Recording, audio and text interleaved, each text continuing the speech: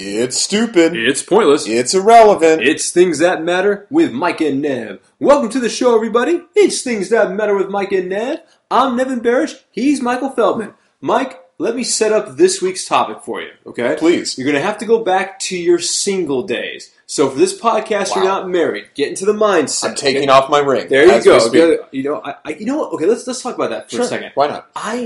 I feel weird taking off the ring. Maybe I'm losing my man card for that, but it's just weird. I only take it off when I play basketball. Right. I leave it on the rest of the time. Sleeping, showering, so forth. Interesting. Well, okay, this is going to be too long. I actually had a reaction. This is not the podcast. No, it's not, but super quick. Yeah. I had a reaction to my ring, like a allergic reaction. Really?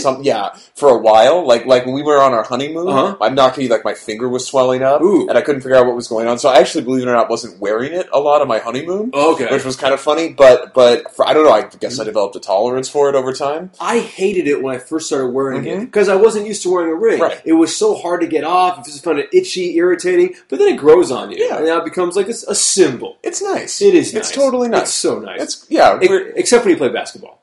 Or whatever. Or lift weights or do anything like sweaty or whatever. Or be active. Other than that, it's nice. Okay, anyways. Okay, so for this week's topic, I was listening to the radio today on my way to work. We're talking like 5:30 in the morning. They're always talking about relationships. And this one woman calls into the show. Let me paint the scenario for you. This is a single woman.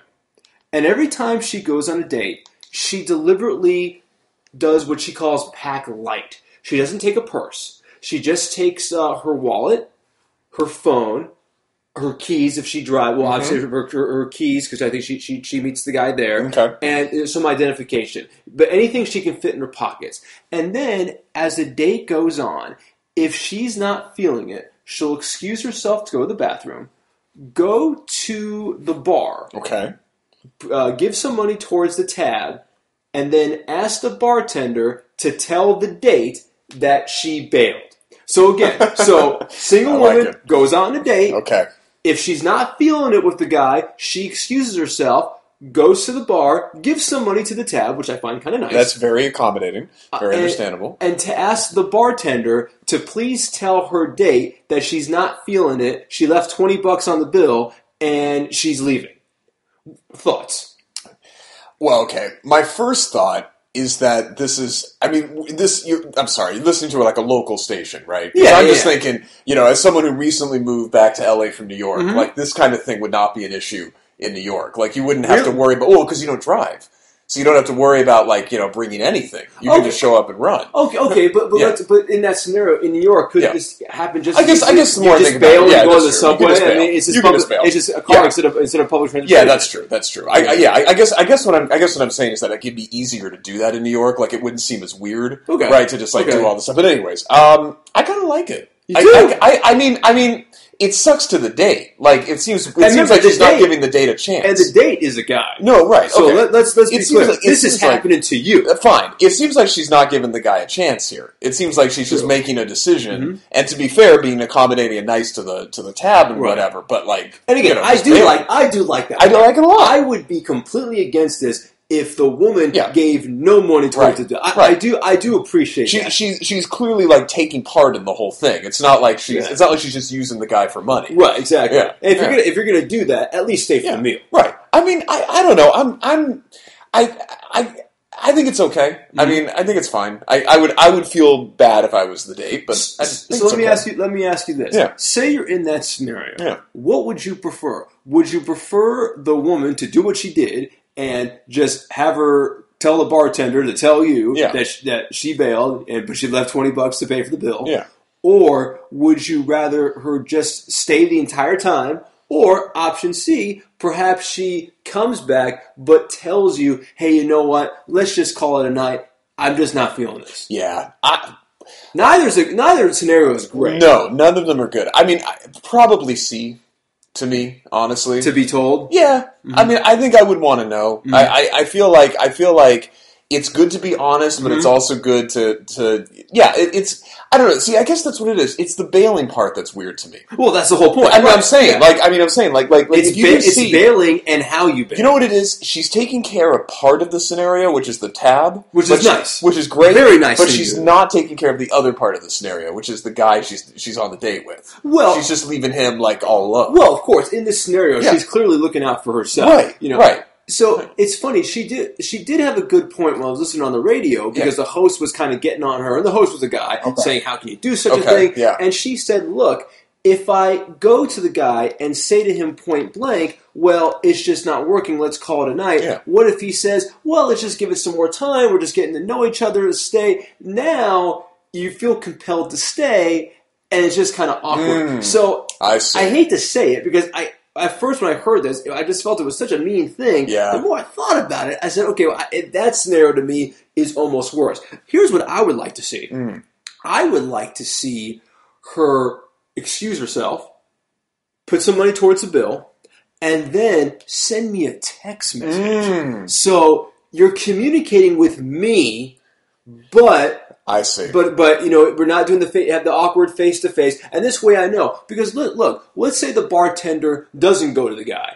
Well, right, and now I'm worried. True. Now I'm thinking to myself, did something happen? True. Because for any guy in that scenario, any guy is not going to think to himself, "Oh, she bailed on me." See, you've had time to think about this. I did. I'm not going to lie. Yeah. I've been thinking about this all day. Clearly reflected on this. Yeah. That's a good point, though. That's an interesting. Yeah, you know what? Okay, but did you even give me that option? I think you said I think that was option D. I kept that for myself. Oh, come on! Because I can still feel good about myself. All right, yeah. But I think you're right. I think that's a good way to do it. It's a compromise, right? That's a very good way to do it. What? Let's use some, modern technology here. Yeah. Other ways of communication, like guys do with women. Let's flip it around. Have the woman use it with the guy. Yeah. And saying, hey, not working out, gonna bail, put $20 towards the bill. Yeah, I mean, it's funny because we were talking, as we're saying, it's great with the tab and everything. Like this seems like someone who's cool, right? Like someone who knows what she wants, but is also being clearly knows what she wants, but is also being respectful and trying out, and that's.